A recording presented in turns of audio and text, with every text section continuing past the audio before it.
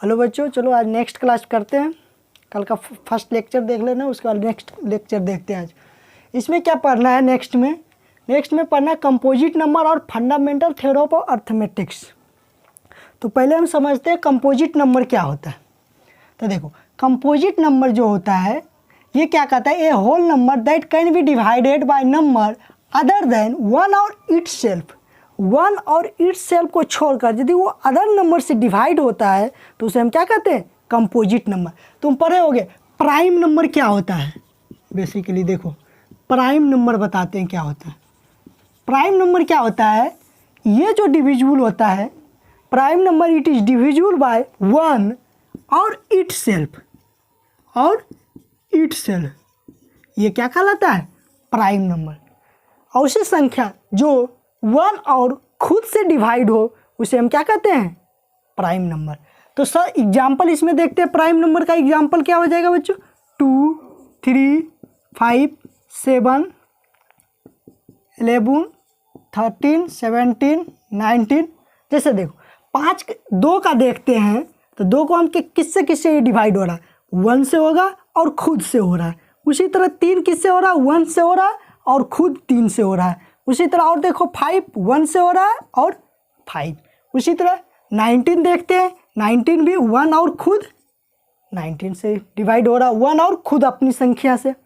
इसमें एक और क्वेश्चन पूछ देगा, प्राइम नंबर है तो प्राइम नंबर में इवन प्राइम नंबर क्या होता है? सबसे स्मॉलेस्ट और इवन प्राइम नंबर। स्मॉलेस्ट और इवन प्राइम नंबर क्या है मेरा?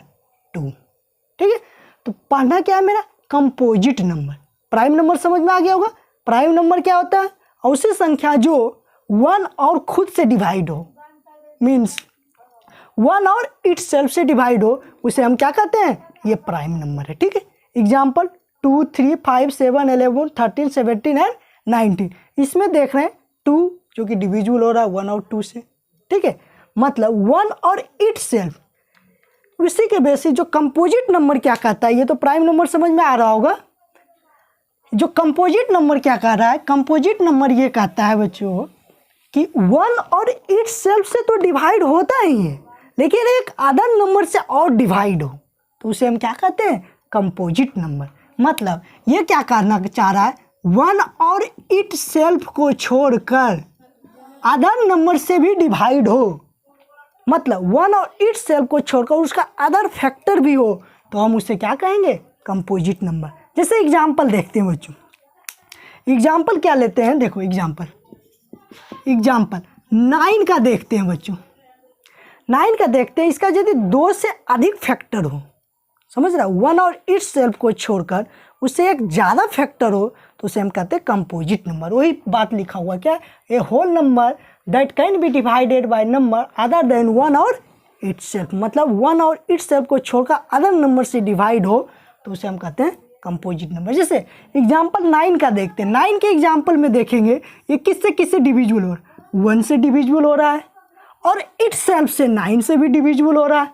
ये 3 से भी डिविजिबल हो रहा है और इट्स सेल्फ से भी डिविजिबल हो रहा है, मीन्स 9 से भी। मतलब 9 का कितना फैक्टर आया? 3 फैक्टर। 1 से भी डिविजिबल होगा, 3 से भी डिविजिबल होगा और 9 से भी डिविजिबल हो रहा है। तो इसीलिए क्या एग्जाम्पल है? कंपोजिट नंबर का। और देखो नेक्स्ट एग्जाम्पल लेते हैं 12, 12। अब ये पता करना हमको ये कौन सा नंबर है, कंपोजिट नंबर है या नहीं। तो कंपोजिट नंबर बताए क्या? 1 और इट्स सेल्फ को छोड़कर अदर कोई फैक्टर हो तो उसे हम कंपोजिट नंबर कहते हैं। जैसे देखते हैं 12 का किससे डिवाइड हो रहा है? 1 से डिविजिबल हो रहा है, 2 से भी डिविजिबल हो रहा है, 3 से भी डिविजिबल हो रहा है, 4 से भी डिविजिबल हो रहा है, 6 से भी डिविजिबल हो रहा है और 12 से भी डिविजिबल हो रहा है। मतलब 12 कैसा नंबर है? एक कंपोजिट नंबर। उसी तरह और एग्जाम्पल लेते हैं कुछ। एग्जाम्पल लेते हैं 8 को चेकआउट करना है कि ये कंपोजिट नंबर है या नहीं। तो इसको कैसे करेंगे चेकआउट? ध्यान से देखो तो देखते हैं इससे किससे ये डिविजिबल हो रहा है। 1 से भी डिविजिबल हो रहा है, ये 2 से भी डिविजिबल होगा, 2 4 टाइम्स कटेगा 8, 4 से भी डिविजिबल होगा और 8 से भी डिविजिबल हो रहा है। तो मतलब 1 और इट्स सेल्फ को छोड़कर अदर भी 2 नंबर से डिविजिबल हो रहा है तो इसलिए कौन सा नंबर है, एक कंपोजिट नंबर है। समझ रहा है? एग्जाम्पल में क्या लिख सकते हो, और देखो एग्जाम्पल ले लो, 15 को चेक करते हैं ये कंपोजिट नंबर है या नहीं। करो, ये 1 से तो डिविजुअल होगा ही, 3 से भी डिविजुअल हो रहा है, 5 से भी डिविजुअल हो रहा है एंड 15 से भी डिविजुअल हो रहा है। और बताओ किसी से डिविजुअल, मतलब 1 और इटसेल्फ को छोड़कर 2 नंबर से और डिविजुअल हो रहा है, तो क्या कहलाएगा, ये कंपोजिट नंबर। सीधा सा फंडा क्या, कंपोजिट नंबर मतलब 1 और इटसेल्फ को छोड़कर अगर उसका कोई एक अदर फैक्टर हो तो उसे हम कंपोजिट नंबर कहते हैं। अगर 1 और इटसेल्फ से ही डिविजिबल हो तो उसे हम प्राइम नंबर कहते हैं। अभी देखो बहुत सारा एग्जांपल देंगे, क्वेश्चन आता है बुक में कि 140 का प्राइम फैक्टर के रूप में लिखना कैसे लिखेंगे, ठीक है। तो देखो कुछ एग्जांपल उसको भी देख लेते हैं। ये तो समझ में आ गया होगा कंपोजिट नंबर क्या होता है।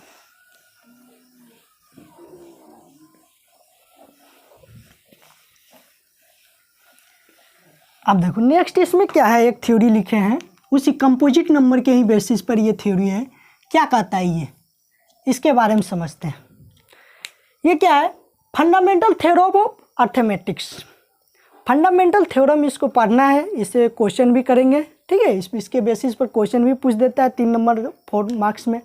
ये क्या कहता है, fundamental theorem of arithmetics every composite number. तो हम तो समझ गए कंपोजिट नंबर क्या होता है पहले, इसलिए पहले बताए every composite number can be expressed, मतलब कि सभी कंपोजिट नंबर को हम एक्सप्रेस कर सकते हैं, मतलब लिख सकते हैं फैक्टराइज फॉर्म में। कैसे लिखेंगे, as a product of primes, मतलब प्राइम के प्रोडक्ट्स में लिख सकते हैं। And this factorisation is unique, और वो फैक्टराइजेशन क्या होगा, यूनिक होगा।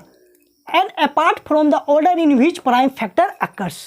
देखो एक एग्जाम्पल लेते हैं, बहुत बढ़िया समझ में आएगा इसका, इसके बारे में। फंडामेंटल थ्योरम ऑफ अर्थमेटिक्स क्या कर रहा है, जैसे एग्जाम्पल लेते हैं हम 12 है, ठीक है।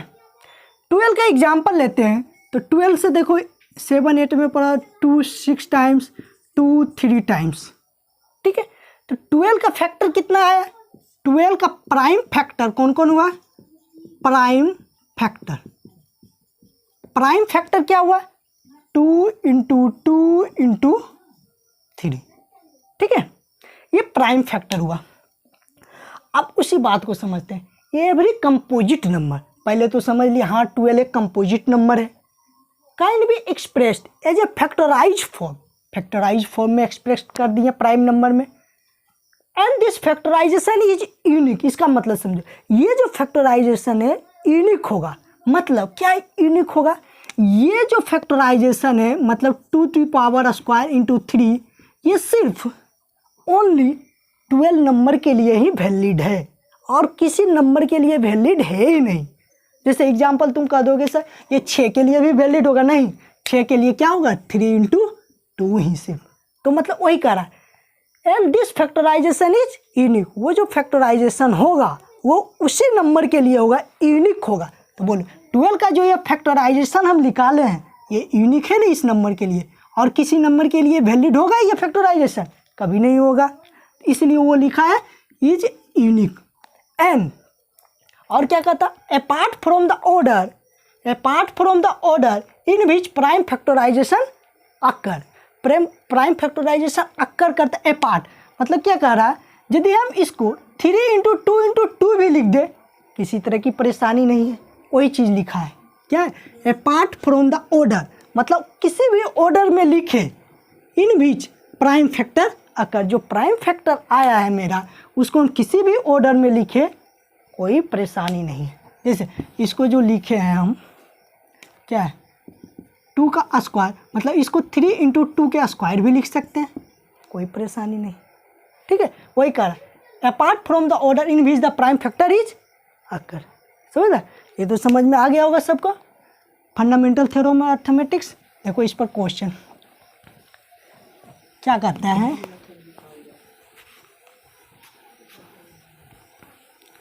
जैसे कह देगा क्वेश्चन में क्या करेगा, कहेगा 140 का प्राइम फैक्टर करना है, ठीक है, 140 का प्राइम फैक्टर करना है। ये क्या करा, express each number as a prime factor के रूप में हमको एक्सप्रेस करना है, इसको प्राइम फैक्टर के रूप में करना है। तो बताओ 140 को प्राइम फैक्टर के रूप में करना है तो 140 को पहले देखो रफ में कर लेते हैं। 140 को क्या लिख सकते हैं, देखो ये किससे डिविजिबल होगा, 17 टाइम्स, ये 35 टाइम्स, ये 5 7 टाइम्स, ये 7 × 1 टाइम्स। ठीक है, तो इसका जो प्रोडक्ट करेंगे प्राइम फैक्टर, इसका क्या होगा प्राइम फैक्टर, प्राइम फैक्टर कौन कौन सा प्राइम फैक्टर होगा लिख दो, क्या होगा 2 × 2 × 5 × 7। ठीक है, इसको और लिख सकते हो 2 के स्क्वायर × 5 × 7 आंसर। किसी को दिक्कत? उसी तरह और क्वेश्चन रहेगा 80 का प्राइम फैक्टर करना है हमको, इसका क्या लिखना है प्राइम फैक्टर।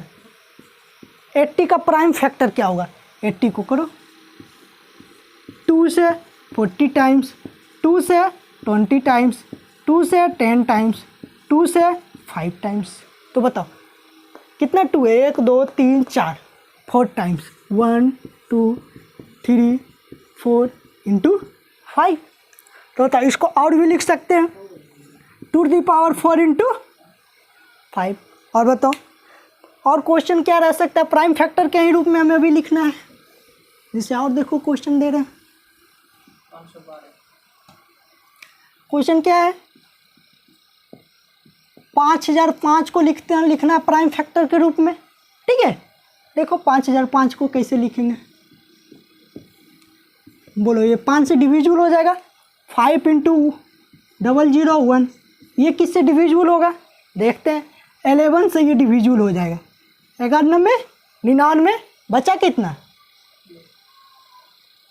ये किससे डिविजिबल है, 11 में 99, 99 एक बचा, 1 पर 1 1 टाइम्स, ये फिर किससे कट जाएगा 13 से, 63 51 में। इस तरह से इसका प्राइम फैक्टर कौन कौन सा हो गया, प्राइम फैक्टर ये क्वेश्चन में तुम्हें देगा। ठीक है, तो प्राइम फैक्टर कौन कौन सा आया, 5 × 11 × 13 × 7 प्राइम फैक्टर है। इस तरह से ये एक कंपोजिट नंबर भी है। ठीक है, और प्राइम फैक्टर के मेथड से तुम सीखोगे, तुम्हें कल बताए थे यूक्लिड डिवीजन लेमा के मेथड से एचसीएफ निकालने के लिए। आज जो एचसीएफ और एलसीएम हम सीखेंगे प्राइम फैक्टर मेथड से। ठीक है, किसके मेथड से सीखेंगे, प्राइम फैक्टर के मेथड से एलसीएम और एचसीएफ निकालना सीखेंगे। कल तो सिर्फ हम एचसीएफ जो निकाले थे 2 नंबर्स का एचसीएफ यूक्लिड डिवीजन लेमा के मेथड से। ठीक है, वो क्या निकाले थे, सिर्फ एचसीएफ हम निकाले थे। आज हम प्राइम फैक्टर मेथड से एलसीएम और एचसीएफ कैसे निकालेंगे। ठीक है, तो क्वेश्चन क्या है, find the LCM and HCF. ठीक है, फाइंड द एलसीएम एचसीएफ। देखो क्वेश्चन लिखा हुआ क्या कह रहा, प्राइम फैक्टर मेथड से हमको क्या निकालना है, एलसीएम और एचसीएफ निकालना है। 3 क्वेश्चन दिए होगा, 12 15 एंड 21 8 9 25 4 20 एंड 10 का एलसीएम एंड एचसीएफ किसके मेथड के बेसिस पर निकालना है, प्राइम फैक्टराइजेशन मेथड। तो पहले तो प्राइम फैक्टर करने आना चाहिए, तभी तो हम एलसीएम और एचसीएफ के बारे में सोचेंगे। तो प्राइम फैक्टर करते हैं। पहला क्वेश्चन क्या है 12, तो 12 का प्राइम फैक्टर करेंगे। 12 का प्राइम फैक्टर करते हैं, जैसे देखो यहाँ रख लेते हैं। तो 12 का प्राइम फैक्टराइजेशन क्या होगा, 2 6 टाइम्स 2 3 टाइम्स। फिर उसी तरह 15 का करेंगे, करते हैं 3 5 टाइम्स 5 × 1। फिर 21 का करेंगे, 21 को क्या लिख सकते हैं 3 × 7। ठीक है, अब यहाँ लिखते हैं 12 का प्राइम फैक्टराइजेशन क्या है 2 × 2 × 3। तो मतलब 1 2 2 के स्क्वायर × 3। उसी तरह 15 का प्राइम फैक्टराइजेशन क्या है 3 × 5। 1 लिखने की ज़रूरत ही नहीं है। ठीक है, 1 लिख दो, 1 × सब, तो 1 सब में 1 आ जाएगा कॉमन है। फिर 21 का 21 3 × 7 3 × 7। ठीक है, यहाँ पे तीनों नंबर को हम प्राइम फैक्टर लिख लिए। प्राइम फैक्टर लिखने के बाद हमको क्या करना है, एलसीएम और एचसीएफ निकालना है। तो देखो एलसीएम कैसे निकालते हैं, पहले एचसीएफ देखते हैं। एलसीएफ जो कहता है वो क्या कहता है कि एचसीएफ जो तीनों में कॉमन हो, 3 नंबर है वो तीनों नंबर में कॉमन आए, मतलब तीनों नंबर में वो नंबर मिलना चाहिए। जैसे बता रहे 2 का स्क्वायर लेते हैं तो 2 का स्क्वायर इसमें है नहीं है, 2 का स्क्वायर इसमें है नहीं है, तो मतलब एचसीएफ जो आएगा वो लोएस्ट पावर को देखेंगे। ठीक है, लोएस्ट पावर जो तीनों में टैली करे, तो लोएस्ट पावर जो देखते हैं 2 का सबसे लोएस्ट पावर क्या होगा, 2 का स्क्वायर है तो लोएस्ट पावर 2 पर पावर 1 है, तो 2 तो है ही नहीं, इसमें है, इसमें नहीं है, इसमें नहीं। 3 का देखते 3 पर पावर 1 है, इसमें भी 3 पर पावर 1, 3 पर पावर 1 इसमें भी, तो मतलब एचसीएफ क्या आया कॉमन 3। फिर 5 नंबर चेक करते हैं तो 5 नंबर इसमें है ही नहीं, कोई मतलब नहीं। 7 इसमें है, इस दोनों नंबर में नहीं है, तो एचसीएफ क्या आ गया 3। एलसीएम क्या कहता है, एलसीएम क्या कहता है बच्चों, इसमें हम देखेंगे हाईएस्ट पावर लेंगे। 2 का हाईएस्ट पावर कितना है, 2 का स्क्वायर, वो मिले या नहीं मिले उससे लेना देना नहीं है। यदि इसमें भी 2 रहता, 2 पर पावर 6 रहता, तो हाईएस्ट पावर क्या है मेरा 2 पर पावर 6, तो 2 पर पावर 6 ही लिखते हैं। ठीक है, इस क्वेश्चन में है नहीं, तो बोलो हाईएस्ट पावर क्या है 2 पर पावर 2। और बताओ हाईएस्ट 3 का पावर कितना हाईएस्ट 1 ही है। और कौन सा नंबर है 5, और कौन सा नंबर है 7। किसी को दिक्कत है, गुना कर दो, 4 × 3 × 5 × 7 क्या हो गया 20, 20 × 60, सचक है 420। किसी को दिक्कत है। अब देखो दूसरा क्वेश्चन करते हैं, इसी के बेसिस पर प्राइम फैक्टराइजेशन के मेथड पर ही करते हैं। ठीक है, दूसरा क्वेश्चन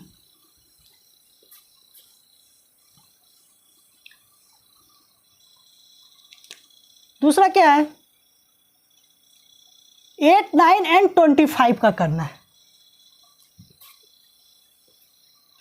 क्या 8, 9 एंड 25 का प्राइम फैक्टराइजेशन के मेथड से हमको एलसीएम एंड एचसीएफ निकालना है। तो बोलो 8 का पहले हम प्राइम फैक्टर करते हैं। 8 का प्राइम फैक्टर क्या लिख सकते हो 2, 8 का कर लो यहाँ पर देखो 4 टाइम्स 2 टाइम्स मतलब 2 पर पावर 3। फिर उसी तरह 9 को क्या लिख सकते हैं 3 का स्क्वायर। ठीक है, उसी तरह 25 को क्या लिख सकते हैं 5 का स्क्वायर। ठीक है, अब बताओ इसमें 1 तो सभी में। अब देखो एचसीएफ की बात करते हैं। एचसीएफ 2 पर पावर 3 है, 2 इसमें है ही नहीं, इसमें भी नहीं है, कन्फ्यूजन। 3 इसमें है, इसमें नहीं, इसमें नहीं, 5 इसमें है, इसमें नहीं, इसमें नहीं। अब तो बोलोगे सर ये तो एचसीएफ होगा ही नहीं, इसका एचसीएफ कुछ नहीं होगा। देखो यही गलती। अरे बच्चों 1 जो नहीं लिखे थे 1 तो सभी में नहीं है, 1 × 1 × 1 × कोई बात परेशानी किसी को हो रहा है तो बताओ तीनों में कॉमन कौन सा नंबर आया 1 1 1, तीनों में 1, एचसीएफ क्या आ गया मेरा 1, यही आंसर है।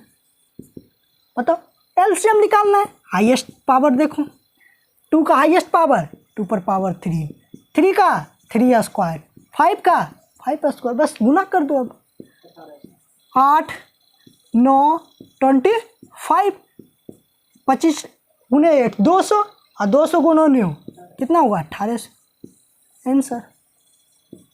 किसी को दिक्कत है। थर्ड क्वेश्चन वही 4, 20 और 10 का प्राइम फैक्टराइजेशन मेथड से करना है, कर दो। नेक्स्ट क्या है 4, 20 एंड 10। क्या था 4, 20 एंड 10 का। देखो 4 का प्राइम फैक्टर क्या हो जाएगा, करते हैं 2 × 2। फिर उसी तरह 20 का 10 टाइम्स 5 टाइम्स 10 का 2 × 5 लिख दो। 4 का प्राइम फैक्टराइजेशन 2 × 2 का स्क्वायर। 20 को क्या लिख सकते हैं 2 का स्क्वायर × 5। 10 को क्या लिख सकते हैं 2 × 5। एचसीएफ निकालो। देखो इसमें भी कहेगा बच्चों 1 × 1 × सभी में 1, ज़रूरत नहीं पड़ा लिख दो, ऐसा कोई परेशानी, इसे लिखता नहीं है जनरली, ठीक। अब तुम कहोगे 2 में ये पॉजिटिव होता तो प्लस भी हम लिख देंगे, बताओ ऐसा कुछ हो, इसलिए ऐसा कुछ लॉजिक नहीं है जिसे वहाँ लिखना ज़रूरी था, क्योंकि एचसीएफ कहोगे 0 जो पिछला क्वेश्चन कराया था। तो बताओ इसमें क्या है, एचसीएफ जो लेंगे क्या कहते हैं, जो तीनों में कॉमन हो। तीनों में कॉमन कौन सा, 2 पर पावर 2, 2 पर पावर 2, लेकिन 2 पर पावर लोएस्ट पावर, तो बोलो लोएस्ट पावर 2, 2 तो तीनों नंबर में है, इसमें भी 2 है, इसमें भी 2 है, इसमें 2 है। अब ये देखेंगे जो 2 दिया हुआ है उसमें लोएस्ट पावर चेक करेंगे, जो कि तीनों को उल्टे ही लिखा जाएगा, तीनों में मिल जाएगा। तो कौन सा पावर है लोएस्ट, 2 पर पावर 1। बताओ 5 इसमें नहीं, तो क्या आंसर आ गया, 2 ही। एलसीएम निकालेंगे, एलसीएम क्या कहते हैं, हाईएस्ट पावर, 2 का हाईएस्ट पावर 2 पर पावर 2, और 5 एक ही है, इसमें भी 1 है। तो बताओ क्या हो जाएगा, 4 × 5, क्या आंसर आ गया, 20, इट इज आंसर।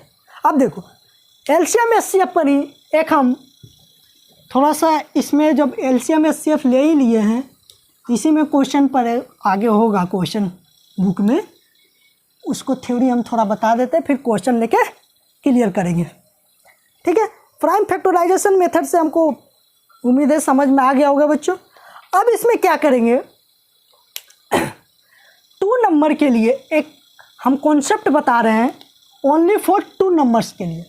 क्या है, अगर 2 नंबर ए और बी दिया हुआ है या कुछ भी हो 4, 5, अगर उसका एलसीएम और एचसीएफ दे दिया गया हो, या 2 नंबर का एलसीएम दिया हो, एचसीएफ पूछ रहा हो, तो कैसे निकालेंगे वो देखो। एक क्या कहता है, प्रोडक्ट ऑफ, क्या है, product of 2 numbers equal to क्या होता है, एलसीएम इंटू एचसीएफ, ठीक है। ये क्या कह रहा है समझ में, कि product of 2 numbers equal to होता है एलसीएम इंटू एचसीएफ, ठीक है। प्रोडक्ट ऑफ 2 नंबर एलसीएम गुणे एचसीएफ, मतलब product of 2 numbers only for 2 numbers के लिए कह रहे हैं। क्या कह रहे हैं, 2 नंबर्स, अगर 2 नंबर्स हो तब, मतलब first number into second number equal to क्या होगा, एलसीएम गुणे HCF, LCM of 2 numbers into HCF of 2 numbers, ठीक है। तो देखो हम क्वेश्चन लिख रहे हैं, एक क्वेश्चन पर तुम्हें समझ में आ जाएगा। देखो ये क्वेश्चन दिया हुआ है, क्या है, the HCF of 2 number is 23 and LCM of, ये एलसीएम भी दे रखा है, क्या दिया है बच्चों, देखो एचसीएफ दे रखा है कितना 23 एंड एचसीएफ क्या दे रखा है 1449। If one of the number is 161 find the other number. ये प्रोडक्ट ऑफ 2 नंबर्स जो लिखाए थे, ये क्या है, प्रोडक्ट ऑफ 2 नंबर्स मीन्स यह क्या है, फर्स्ट नंबर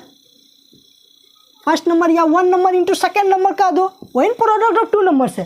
तो देखो इसका सॉल्यूशन कैसे करेंगे, सॉल्यूशन बताओ, एचसीएफ ऑफ 2 नंबर्स कितना है 23, एचसीएफ क्या दे रखा है बच्चों 23, एंड एलसीएम कितना दे रखा है, एलसीएम भी दे रखा है, ये लिख लेते हैं 1449, and one of the number, एक नंबर दे रखा, 1 नंबर कितना है, फर्स्ट नंबर क्या दे रखा 161। तो बताओ प्रोडक्ट ऑफ 2 नंबर्स मतलब first number into second number, first number into second number equal to क्या होगा, एलसीएम गुणे एचसीएफ। तो बताओ एचसीएफ क्या दे रखा, फर्स्ट नंबर, एक नंबर दे रखा है, कितना है 161 रख देते हैं, अदर नंबर मतलब सेकेंड नंबर, ये पूछ रहा है फाइंड द अदर नंबर, तो second number equal to LCM गुणे एचसीएफ। बताओ एलसीएम क्या है, ये गुणे एचसीएफ, बताओ सेकेंड नंबर निकल जाएगा, सेकेंड नंबर इक्वल टू क्या हो जाएगा, बताओ 1149 गुणे 23 बटे क्या है, ये गुना में 161, ये क्या होगा भागम 161। किसी को दिक्कत, अब तुम बताओगे, देखो अब बहुत सारे टीचर लिखाएंगे, यहाँ क्या है, लिखेगा first number into second number बराबर एलसीएम गुने एचसीएफ, उससे निकालेगा फर्स्ट नंबर का फार्मूला बताएगा, फिर सेकेंड नंबर का फार्मूला बताएगा, फिर एलसीएम का फार्मूला बताएगा, फिर तुम्हें एचसीएफ का फार्मूला बताएगा। तो उससे परेशानी कुछ नहीं, बस एक नंबर सोचना, उसी पर देखो हम किए हैं, कहीं कोई फार्मूला, बस product of two numbers equal to LCM गुने एचसीएफ, इसी को ध्यान में रखते हुए सोल्व कर दिए। ठीक है, अब देखो यहाँ गुना आया, इतना तो बेसिक जानते हैं, ये डिवाइड हो जाएगा, समझ रहा है, उसी के बेसिस पर करते हैं। ये देखो ये 7 टाइम्स कैंसिल, 23 गुने 7, ये 7 से कटेगा, फिर 7 इंटू 2 14, ये 0 7 49, क्या आया मेरा आंसर 207 आंसर। किसी को परेशानी है? बस इसमें कोई याद नहीं करना है, अगर बुक में भी दिया हुआ first number second number LCM गुने एचसीएफ होता, आप फर्स्ट नंबर के लिए फार्मूला निकालेंगे तो सेकेंड नंबर गुना है तो सेकेंड नंबर भागा हो जाएगा। अगर एलसीएम पूछ रहा है तो एचसीएफ गुना में तो एचसीएफ यहाँ भागा हो जाए, एलसीएम पूछेगा तो एचसीएफ यहाँ भागा हो जाए। कोई भी ये 4 टर्म मतलब first number second number LCM HCF, अगर एलसीएम एचसीएफ दे रखा, 2 नंबर दे रखा हो, हम कोई भी चीज़ पूछे, एलसीएम पूछे एचसीएफ, किसी को भी बता सकते मात्र इससे, समझ रहा है, ये आता है क्वेश्चन। ठीक है, चलो नेक्स्ट क्वेश्चन की ओर बढ़ते हैं।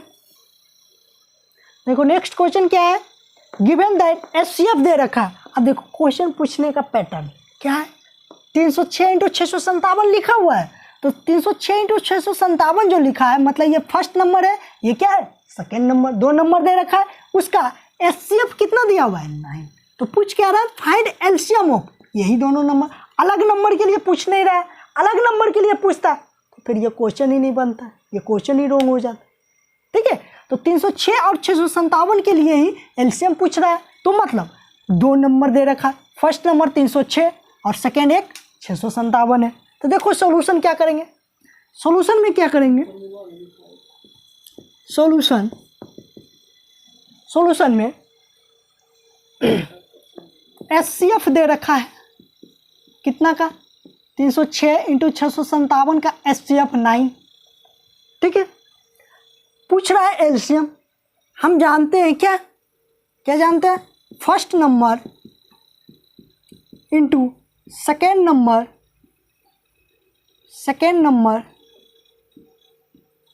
इक्वल टू एलसीएम गुने एचसीएफ।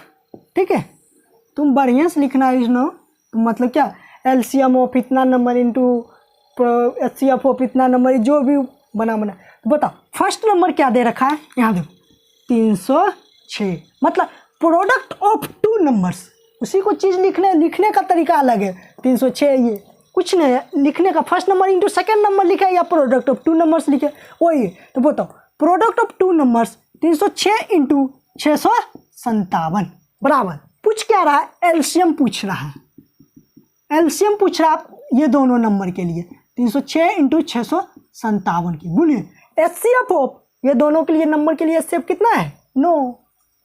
अब बताओ 9 गुना है तो 9 डिवाइड कर देंगे, एलसीएम फाइंड आउट हो गया। किसी को परेशानी? तो बताओ एलसीएम ऑफ किसका एलसीएम 306 इंटू 657 का, ये क्या होगा भागा कर देते हैं, 306 इंटू 657 डिवाइड बाय 9। ये अब 9 से डिविजिबल करते हैं इसको हम, देखो ये 9 से डिविजिबल कैसे होगा ये बढ़िया समझना। 9 से डिविजिबल का नियम क्या बताते हैं, अगर ये डिजिट जो है उसका सम 9 से डिविजिबल हो जाए तो whole number is divisible by 9। तो बोलो 6 3 9 9 से डिविजिबल हो जाएगा, 9 3 27। ठीक है, बचा कितना 3 3 पर 6 30, 9 चौके 36, क्या आ गया 34 इंटू 657। अब इसको जब तुम गुना करोगे, हमें तो मालूम है गुना जब करोगे 22 22 33 8 आएगा। ठीक है, बढ़िया से गुना कर लेना, 34 गुने 657 करना जानता हो, मतलब एलसीएम ऑफ कौन सा नंबर है 306 इंटू 657 का एलसीएम निकल गया मेरा। किसी को दिक्कत? यही आंसर है मेरा। अब देखो नेक्स्ट क्वेश्चन और नेक्स्ट थ्योरी की ओर बढ़ेंगे, और इस आधार पर ये जो चैप्टर है तुम्हें एक्सरसाइज एनसीईआरटी का सेकेंड एक्सरसाइज जो होगा वो पूरी तरह से कंप्लीट हो जाएगा। जो भी तरह टाइप से क्वेश्चन पूछा जाता है सारे टाइप्स का क्वेश्चन हम बता दिए हैं। उसमें एक छूट गया होगा शायद, प्राइम फैक्टराइजेशन जो बता रहे थे, ट्री मेथड उसी को बोलता है। ठीक है, जो प्राइम फैक्टराइजेशन कर रहा था, जैसे 12 का कर रहे थे हम, क्या कर रहे थे, प्राइम फैक्टर इसका क्या आ रहा था, 2 का स्क्वायर इंटू 3। ठीक है, इसी को ट्री मेथड से क्या करेंगे, यही ट्री मेथड हो जाता है। ठीक है, ट्री मेथड जैसे ये 2 से डिविजिबल हो रहा है, मतलब 6 बचा कितना 6, फिर ये 2 से डिविजिबल हो जाए। ठीक है, ये ट्री मेथड इसी को बोलते हैं, प्राइम फैक्टराइजेशन मेथड को ही हम दूसरा क्या कहते हैं, ट्री मेथड के नाम से भी जाना जाता है। अब नेक्स्ट थ्योरी की ओर हम बढ़ते हैं, और इस तरह से ये चैप्टर को हम कंप्लीट करेंगे। नेक्स्ट थ्योरी की ओर क्वेश्चन लेकर, वो जो क्वेश्चन बताएंगे बहुत ही इंपॉर्टेंट है, एग्जाम में भी पूछा जाता है। नेक्स्ट जो बताएंगे, चलो नेक्स्ट क्वेश्चन की ओर हम बढ़ते हैं। इसमें क्या कर रहा है, चेक वेदर 4 पर power n can it's with digit 0 for any natural number. मतलब 4 पर पावर n का लास्ट डिजिट जो होगा 0 चेक करना है हमें। ये 4 पर पावर लास्ट का जो डिजिट ये 0 होगा या नहीं होगा, ये हमें चेक करके बताना है। ठीक है, इसको हम कैसे चेक करेंगे, इसको हम थोड़ा एग्जाम्पल बताते हैं, उसके बाद देखते हैं। ठीक है, एग्जाम्पल देखो, बहुत ही बढ़िया क्वेश्चन है, मज़ेदार। क्या है, जैसे 10 लेते हैं, इसके लास्ट डिजिट में एक 0 है, नो डाउट। 100 लेते हैं, हाँ डिजिट लास्ट डिजिट क्या होना चाहिए, 0, इंड विथ द डिजिट 0। जो डिजिट इंड होगा वो किससे इंड होना चाहिए, 0 से। तो वो 0 से इंड हो रहा है या नहीं, मतलब 4 पर पावर n का मतलब 1 भी रख सकते हैं, 4 पर पावर 2 रख सकते हैं, n की जगह 3 वैल्यू रख सकते हैं। n is belongs to natural number. Natural number क्या होता है, 1 2 3, प्रीवियस क्लास में बताया। तो कुछ एग्जाम्पल हम ले रहे हैं, उसके बाद क्वेश्चन पर करेंगे। उसी तरह 1000 ले लो, उसी तरह 20 ले लो, उसी तरह 50 ले लेते हैं। तो इस सबों में इस सभी का हम प्राइम फैक्टर देखते हैं। जो बताना चाह रहे हैं हम, देखो क्या बताना चाह रहे हैं, 10 का प्राइम फैक्टर करेंगे, प्राइम फैक्टर, इसका प्राइम फैक्टर क्या आएगा, 2 इंटू 5। उसी तरह 100 का अगर हम प्राइम फैक्टर करते हैं तो क्या हो जाएगा, देखो 100 का 50 टाइम्स 2 से 25, 5 से 5, मतलब 2 का स्क्वायर इंटू 5 का स्क्वायर। उसी तरह 1000 का करेंगे, आ जाएगा। उसी तरह 20 का करते हैं, 20 का क्या आएगा, देखो 10, 2 का स्क्वायर इंटू 5। 50 का करेंगे उसी तरह, ये क्या हो जाएगा, 25, 5 इंटू 5, 2 इंटू 5 का स्क्वायर। तो बताओ इसका जो आएगा 1000 का, 2 पर पावर 3 इंटू 5 पर पावर 3, 2 इंटू 2 इंटू 2, 3 टाइम्स 8, 125, 125 25 125, 125 गुना 8 कर देंगे, 1000 आ जाएगा। ठीक है, एक और एग्जाम्पल लेते हैं तुम्हारे सामने। 15, इसका डिजिट तो लास्ट नहीं हो रहा, तो ये क्या आएगा, 3 इंटू 5। उसी तरह 12 लेते हैं, 12 क्या आएगा, 2 का स्क्वायर 4 इंटू 3। अब देखो बच्चों, जिस जिस नंबर के इंड में 0 है, जिस जिस नंबर के इंड में 0 है, तो उसमें हम देखते हैं एक प्राइम फैक्टर जरूर आ रहा होगा, 2 इंटू 5, 2 और 5 का एक प्राइम फैक्टर जरूर आया होगा। इसमें भी है 2 और 5 का फैक्टर, इसमें भी है 2 और 5 का, माने 2 और 5 ज़्यादा हो, 2 का ज़्यादा हो, लेकिन कम से कम एक प्राइम फैक्टर 2 का भी होना चाहिए और 5 का ही होना चाहिए, स्पेशल 2 का नहीं होना चाहिए। देखो यहाँ भी है, हाँ 2 और 5 का है तो लास्ट में इंड 0 हो रहा है, 2 और 5 का है तो लास्ट में डिजिट 0 इंड हो रहा है, 2 और 5 का है लास्ट में डिजिट 0 से इंड हो रहा है। इसमें देखो बच्चों, इसमें इंड 0 हो रहा है, ये जो नंबर दिया हुआ है 15, ये लास्ट में इंड 0 से नहीं हो रहा, क्योंकि 5 तो है यहाँ पर फैक्टर, लेकिन 2 का फैक्टर नहीं है, तो इसलिए इंड 0 नहीं हुआ 0 से। इसके लास्ट में 0 नहीं है डिजिट, इसके भी लास्ट में डिजिट 0 नहीं है, क्योंकि अब देखते हैं इसमें भी फैक्टर 2 है कहोगे। तो मतलब इस तरह से हम कंक्लूजन पर क्या पहुँचे, कि क्या पहुँचे, किसी भी नंबर के अंत में डिजिट में 0 तभी होगा जब एक प्राइम फैक्टर 2 और 5 हो, तभी हम कहेंगे उसके अंत में एंड में क्या होगा 0। जैसे एग्जाम्पल से हम देखें, यहाँ पे एक 5 था फिर भी ये प्राइम फैक्टर नहीं हुआ, 2 भी था प्राइम फैक्टर, ये मतलब इसके लास्ट में डिजिट क्या है 0 नहीं आया। तो कंक्लूजन पर क्या पहुँचे, अगर किसी भी संख्या के अंत में 0 होगा तो मस्ट ऑलवेज हमेशा किसका फैक्टर होना चाहिए, 2 और 5 का फैक्टर हमेशा मौजूद होना चाहिए उस अंक में। तो उसके लास्ट में डिजिट क्या आएगा 0। अब बड़ी से बड़ी संख्या दे देगा तो उसमें तुम गुना थोड़ी करोगे, बस देखना है 2 और 5 का फैक्टर है, लास्ट में डिजिट 0 आएगा। कैसे आया ये भी देख लो, क्योंकि 5 2 और 5 का फैक्टर रहेगा, ये तुरंत ही बना देता है 5 × 2 10, एक 0 ला देता है, ठीक है। लास्ट में हमको डिजिट 0 देखना, तो बस इससे हम क्या समझे कि किसी भी अंक में लास्ट में डिजिट 0 होगा तभी होगा जब उसका एक फैक्टर 2 और 5 का फैक्टर मौजूद हो उस डिजिट में, तभी है, मतलब लास्ट में क्या आएगा डिजिट 0। इसमें नहीं आया, सिर्फ 5 रहेगा तब भी नहीं होगा, सिर्फ 2 रहेगा तब पर भी नहीं होगा, लेकिन 2 और 5 रहेगा तो लास्ट में डिजिट क्या आएगा 0। इसी बेसिस पर हम क्वेश्चन करते हैं, कैसे प्रूफ करेंगे इसको, इसी को लिखना है, कहाँ कुछ है, थ्योरी बना के लिखना है। क्या लिखना है सॉल्यूशन में, इफ 4n इंट्स विथ किससे डिजिट से इंट्स होना, इंट्स विथ डिजिट 0 इंट्स, समझ गया। ये देखो लिखते हैं क्या है, इफ 4n इंट्स विथ डिजिट्स 0, अगर 4n इंट्स मतलब उसका डिजिट 0 से एंड होगा, अगर उसका 0 से एंड होगा तो इट मस्ट है क्या कह रहा है, इट मस्ट है कॉमन फैक्टर ऑफ 2 और 5 का कॉमन फैक्टर होना चाहिए, क्योंकि अभी तुरंत बताएं इट मस्ट है कॉमन फैक्टर एज 2 and 5, ठीक है।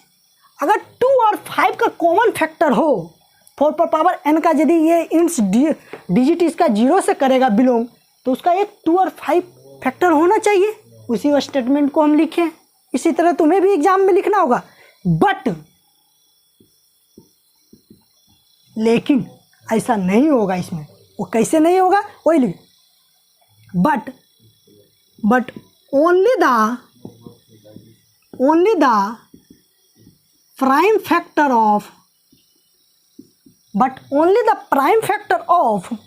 4n is, अब देखो 4 का प्राइम फैक्टर क्या होगा 2 × 2, तो मतलब 4n को क्या लिख सकते हो तुम, क्या लिख सकते हैं इसको हम 2 × 2n भी लिख सकते हैं, इसको 2 का स्क्वायर पर पावर n भी लिख सकते हैं। इस तरह से 2 पर पावर क्या लिख सकते हैं 2 × n, 2 पर पावर n भी लिख सकते हैं। किसी तरह की परेशानी किसी को पोस्टमार्टम कर दिया, 4 पर पावर n को पोस्टमार्टम करके क्या लाएंगे, यही चीज़ तो ला सकते हैं। अब बताओ 2 पर पावर है, 2 पर पावर 0 रखें, 2 पर पावर 1, लेकिन इसका एक फैक्टर 5 है मौजूद। अरे n की जगह तो ये तो नेचुरल नंबर है, परेशानी नहीं लेना, नेचुरल नंबर 1 2 3 4 कुछ भी लिखे, लेकिन इसमें एक 5 यदि रहता क्या होता है इंट्स 0 से डिजिट इंड होता, लेकिन ये 5 आ रहा है 4 पर पावर n में नहीं आ रहा, तो 4 पर पावर n इज 2, क्या कह रहा है, but only the prime factor of 4 पर पावर n इज क्या, ओनली प्राइम फैक्टर 2। और दूसरा भी जानते होगे फंडामेंटल थ्योरम ऑफ अर्थमेटिक्स तुम्हें बताए हैं, फंडामेंटल थ्योरम ऑफ अर्थमेटिक्स क्या कह रहा है। अब तुम सोचोगे 2 नहीं है तो इस नंबर के लिए और कुछ भी अलग सोच सकते हैं, यूनिक होता है, तुम्हें बताए थे ना, यदि 2 × 3 लिखते हैं या 3 × 2 लिख सकते हैं, ऑर्डर में कोई परेशानी नहीं, ऑर्डर चेंज कर सकते हैं, 2 × 3 लिखे या 3 × 2 लिखे, ये किस नंबर के लिए वैलिड होगा 6 के लिए ही वैलिड होगा, मतलब यूनिक नंबर के लिए ही वैलिड होगा, मतलब 6 के लिए ही वैलिड होगा। 2 × 3 सिर्फ इसी के लिए लिख सकते हैं। तो इस तरह से एक कंक्लूजन और भी ऐड कर सकते हैं इसमें हम। देखो अपने आप नहीं हो रहा है, कभी भी नहीं होगा क्योंकि इसका फैक्टर सिर्फ 2 ही आया। तो इस तरह से और भी लिख सकते हैं आल्सो। और क्या जानते हैं, we know that also we know that from the fundamental, क्या कहता है, from the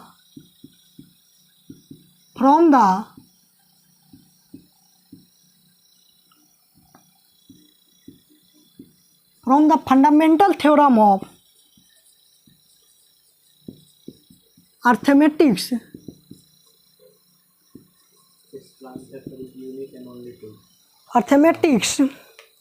each number has, क्या कहता है, ईच नंबर हैज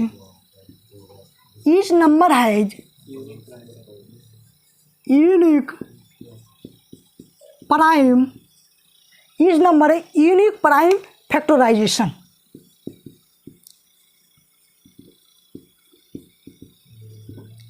इससे भी समझे क्या बताए, तो फंडामेंटल थ्योरम ऑफ अर्थमेटिक्स अभी तुम्हें बताए।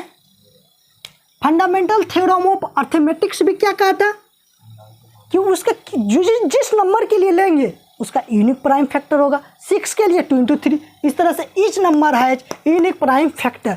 तो इस तरह से हम क्या कंक्लूजन पर पहुंचे, 4 पर पावर n क्या हुआ, कभी भी इसका लास्ट में डिजिट 0 नहीं आएगा। 4 पर पावर n कैन नेवर क्या कह रहा, कैन नेवर इंट्स विथ डिजिट 0 हो गया, ठीक है। ये कभी नहीं हो सकता इसके इंट पर डिजिट। अब इसी क्वेश्चन में देखो, इसी क्वेश्चन में एक और यही 2 टाइप का पूछता है बराबर। इसी क्वेश्चन में एक चेंजिंग क्या कर देगा, ये क्वेश्चन क्लियर हो गया, यहीं तक करना है, ठीक है। इसी क्वेश्चन में यहाँ एक चेंज कर देता है, सिर्फ 6 पर पावर n क्या कर दिया, 6 पर पावर n कर देगा। इसी को कहेगा चेक वेदर 6 पर power n is digit, last digit 0 होगा या नहीं। बस क्या कह रहा, अगर 6 पर पावर n इंट्स विद डिजिट 0 होगा तो it must A common factor किसका होना चाहिए, 2 और 5 का। लेकिन हम 6 पर पावर n में जो देख रहे हैं इसका फैक्टर क्या आएगा, पोस्टमार्टम करो, देखो 6 पर पावर n का postmortem 2 × 3 to the power n। तो इसका फैक्टर क्या आया, 2 और 3 ही आया। तो बताओ 2 और 3 इसका फैक्टर आया, 2 आया लेकिन 5 नहीं आया। तो बताओ ये 0 जनरेट करेगा, 0 तभी जनरेट होगा पॉसिबल जब 2 और 5 का फैक्टर हो, नहीं हो रहा है। तो इस तरह से क्या करेंगे, 6 पे power n never ends with digit, जो ये दूसरा क्वेश्चन हो गया फिर, ठीक है। इससे ज़्यादा और कुछ नहीं आएगा इस चैप्टर में, ठीक है। हम नेक्स्ट चैप्टर की ओर कल बढ़ते हैं बच्चों, ठीक है। कल फिर मिलते हैं हम कल, थैंक यू।